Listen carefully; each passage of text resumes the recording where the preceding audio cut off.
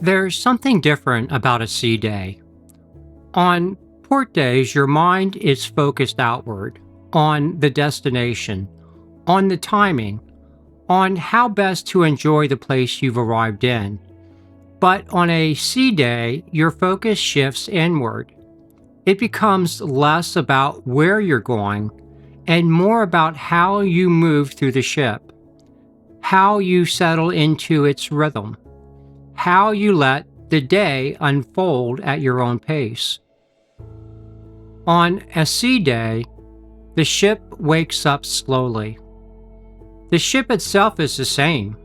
The soft light, the quiet corridors, the gentle movement of the water. But what's different is the lack of people. Most sailors sleep in after the late night parties and shows. So if you're an early riser, the morning feels almost private, a version of the ship that only a few ever see. For solo travelers, this is one of the most peaceful moments on board. You're not rushing, you're not meeting anyone, you're simply stepping into the day in a way that feels natural. Every solo sailor has a rhythm, a quiet sequence of moments that gently opens the day. For me, it always begins the same way. I start with the sunrise. There's something special about watching the first light break across the horizon. A reminder to me not just that a new day is beginning, but that new beginnings are always possible. New connections, new experiences, new memories waiting to be made. I like to walk the empty pool deck, a space that was packed with people the night before, music, energy everywhere. But in the early morning, it feels almost untouched, quiet, still, like the ship is offering you a moment that most people will sleep right through. At 7 a.m., Grounds Club opens, and that becomes the next anchor. A warm coffee, a familiar seat, a moment to settle into myself. Then I head up to the galley before the morning rush. A quiet breakfast, a comfortable seat, and the feeling that the day is opening gently right on time. This is where the rhythm of a sea day begins, not with a plan, but with presence. A sea day isn't about checking things off a list. It's about drifting, letting the ship guide you from one moment to the next.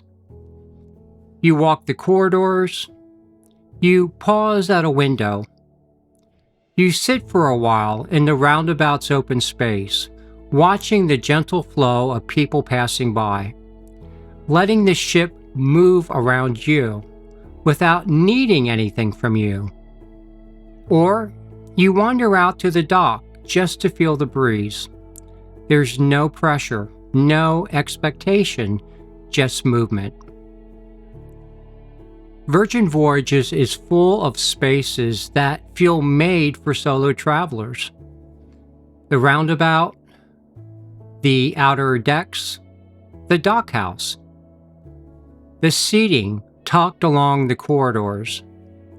These are the places where you can be alone without feeling isolated, where solitude feels warm, not empty. This is the heart of a sea day. By midday, the ship has found its rhythm. People are enjoying the pool, wandering the decks, exploring different corners of the ship, moving in and out of the energy as it builds through the afternoon. You're part of it, but you're not consumed by it. You choose your moments, a quiet pause here, a bit of movement there, a walk along the deck just to hear the ocean. Lunch on a sea day is simple. You eat when you're hungry. You sit where you feel comfortable. You choose what feels right at the moment. Now, if you've made brunch reservations at Razzle Dazzle or The Wake, that becomes a slow, unhurried anchor in the middle of your day. A chance to settle in, enjoy the atmosphere, and let the morning gently transition into afternoon. But if you haven't made reservations, the galley has more than enough choices: quiet corners, warm meals, and a relaxed flow that fits perfectly with the rhythm of a sea day. There's no rush, no schedule, no pressure to make it to an event unless you want to. Just a meal in the middle of the day that's unfolding naturally. Afternoons on a sea day are where the energy slowly begins to build again. The light shifts, the ship begins to stir. People drift back into the shared spaces as the day starts to gather momentum. This is when you find your spot, maybe your hammock, a lounge chair, or a quiet corner at the dock. You read, you rest, you watch the water, you let the day breathe. By late afternoon, the ship is fully awake and moving towards the evening. The pool deck is busy again, people cooling off in the water, sitting along the edge, talking with friends, and enjoying the warm afternoon air. There's a gentle buzz to everything, not loud, not overwhelming, just the ship settling into its evening rhythm. And as a solo sailor, you can step into that energy whenever you're ready.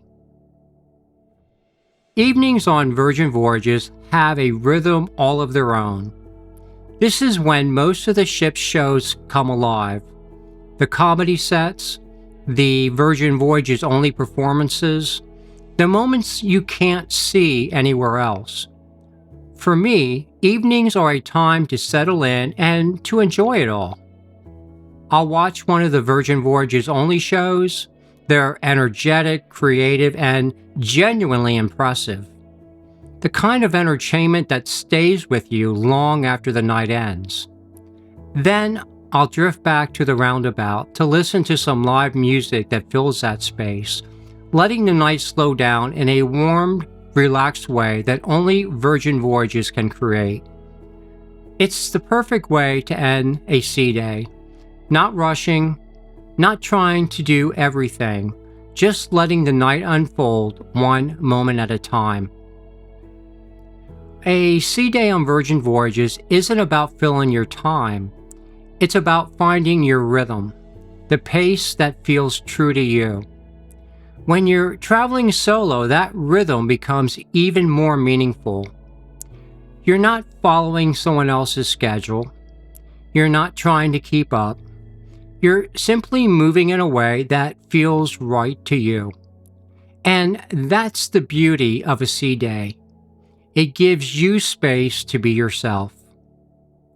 My name is Dr. Dan, and this channel is a calm, cinematic space for solo travelers who want their days and their travels to feel intentional, unhurried, and true to who they are.